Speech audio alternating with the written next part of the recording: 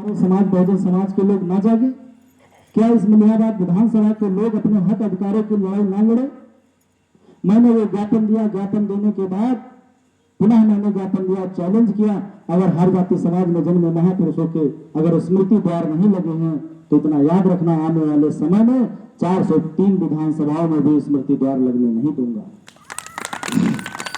बड़ी मशक्कतों से और उस ज्ञापन के माध्यम से आप लोगों के सभी सहयोग से स्मृति द्वार लगा और लगने के बाद आज आप किसी भी चारों तरफ चले जाओ, स्मृति द्वार आपको मिलेंगे। मिलने के बाद एक उसी में से एक विवादित स्मृति द्वार बनाया गया। वो बनने के बाद उसको रातों रात उखड़वाया गया। उखाड़ने के बाद फिर हम लोगों ने रोडें जाम कर दी,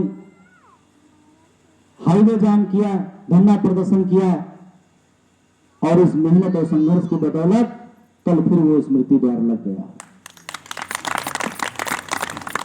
और मैंने फिर चैलेंज किया है एसडीएम महोदय को, मैंने बात की, कल भी कहा कि जितने भी हमारे अभी महापुरुषों के स्मृति द्वार बने हैं वो बहुत जल्द लग जाएं, अन्यथा ये हमारा बहुजन समाज रोडों पे जब उतर के आएगा तो आपको ऐसे तो समय मिल जाएगा, लेकिन जब हमारा समाज रोड पे उतर आएगा तो आपको समय नहीं देगा। तो पूरा आश्वासन दिया कि मैं 1 महीने के अंदर, अभी कुछ हमारे स्मृति द्वार बचे हुए हैं, जैसे कि संत गाडगे जी का बचा हुआ है, बाबा साहब भीमराव अम्बेडकर जी का बचा हुआ है और अशोक सम्राट का लग गया है और कुछ अभी 12-13 जो है स्मृति द्वार बचे हुए हैं। तो उनको भी इससे क्या होगा, देखिए स्मृति द्वार लगने से क्या होगा, जिस प्रकार से आज ये कार्यक्रम कर रहे हैं तो हमारे छोटे छोटे जो बच्चे हैं ये कहीं ना कहीं इनके दिमाग में कुछ चलता होगा कि ये क्या है। और जब लगातार इसी तरीके से कार्यक्रम होता रहेगा तो जो चीज हम कर रहे हैं, जो चीज हम जानते हैं, वही हमारे बच्चे भी जानेंगे, तभी तो हमारा आगे कारवां बढ़ेगा। तो स्मृति द्वार लगने का मतलब साफ यही है कि हर जाति समाज में जन्मे महापुरुषों ने कौन कौन सा बलिदान दिया, कौन कौन सा संघर्ष किया, उसको हमें, ये हमारी जिम्मेदारी बनती है। जिस प्रकार से मन और काशीराम साहब ने चल चल करके गांव गांव जाकर के सैकड़ों से लोगों को बताने का काम किया था कि आपके भी कोई महापुरुष हैं, आपका हक अधिकार है, आपका भी कोई संविधान है। तो जब हमारे हर जाति समाज में जन्मे महापुरुषों के स्मृति द्वार लगेंगे तो कहीं ना कहीं उनकी आने वाली पीढ़ियां जानेंगे, उनके बच्चे जानेंगे, तो कहीं ना कहीं अपने समाज के लिए वो लड़ेंगे और लड़ करके इस बाबा साहब द्वारा जो बनाया गया संविधान है उसको बचाने का काम करेंगे। क्योंकि कोई भी लड़ाई अकेले नहीं लड़ी जा सकती है, हम सबको मिल करके लड़ना होगा और मिल करके जब लड़ेंगे तो जो हमारे हक अधिकार हैं वो किसी के औकात ने जो आपसे छीन ले। तो इस प्रकार से मैं बारंबार निवेदन करूंगा कि अपने बाबा साहब के दिए हुए मिशन को आगे बढ़ाते रहना है और किसी प्रकार का, किसी भी जाति से, इस बहुजन समाज में जन्मे हमारे लोगों से किसी प्रकार का मतभेद नहीं करना है, क्योंकि ये जातिवादी व्यवस्था जो है ये कहीं ना कहीं चरम सीमा पर है। अगर हम यहाँ पे बैठे 50 लोग हैं, अगर 50 में से हम केवल 20 लोग अगर इस व्यवस्था को खत्म कर दें, क्योंकि जाति व्यवस्था बनाई किसने? बनाई तो उन्हीं लोगों ने जिनको फायदा चाहिए था। जाति व्यवस्था बनाई तो उन्हीं लोगों ने जिनको फायदा चाहिए था। भाई अगर जाति व्यवस्था बनाए तो मानवता का एक रूप दे देते, उन्होंने काम क्यों बांट दिया?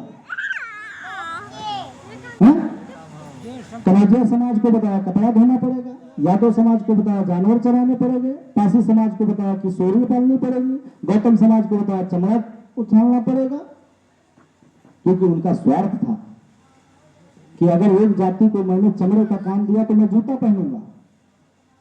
पासी समाज को अगर उन्हें चरवाह बनाया सुअर पालने का तो उनको पता था कि मैं मांस खाऊंगा। यादव समाज को जानवरों को पालने का काम दिया तो उनको पता था कि दोपहर ही खाऊंगा। भैली समाज को कपड़े धोने का काम दिया तो उनको ये पता था कि मेरे समाज के लोग ये हमारे कपड़े धोने का काम करेंगे। इस वजह से उन लोगों ने 15% के लोगों ने काम अलग अलग बांट दिए थे। भाई उसी में से ये भी तो कह सकते थे कि हमें लड़ाई लड़ने का काम दे दिया जाए, क्षत्रिय होने का नाम दे दिया जाए, लेकिन जितनी अच्छी चीजें थी उन लोगों ने ले ली और जितनी गलत चीजें थी वो हम लोगों को दे दी।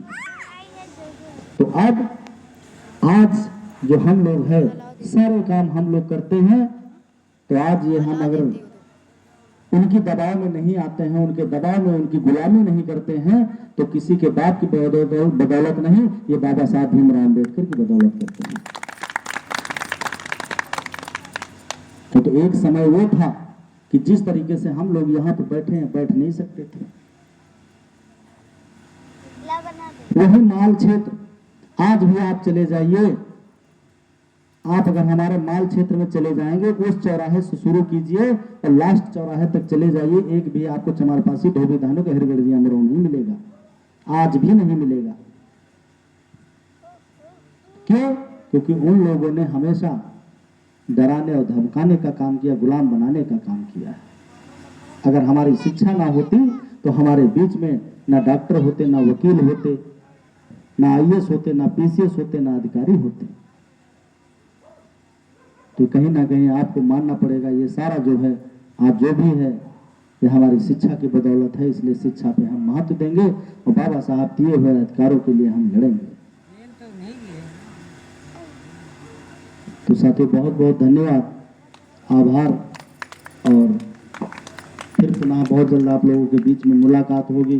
और मेरा मानना है कि जहां भी बाबा साहब भीमराव अम्बेडकर महापुरुषों के कार्यक्रम की जानकारी आपको मिलती है, तो वहां पहुंचने का अवश्य काम करें, क्योंकि आप अगर जाएंगे तो कहीं ना कहीं आपका मित्र, दोस्त, पड़ोसी जाएगा। जब आप ही नहीं निकल के जाएंगे तो कोई जाएगा नहीं।